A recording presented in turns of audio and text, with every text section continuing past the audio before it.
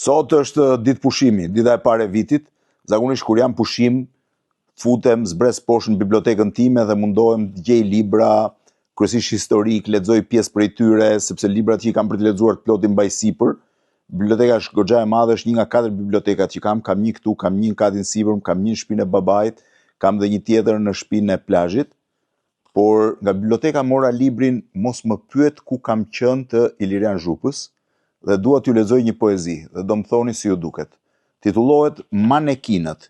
Libri është botuar në vitin 1988. Rrim në vitrin, na veshin, na zhveshin, na fshin. Ne presim të qetë dhe heshtim, se jemi manekin.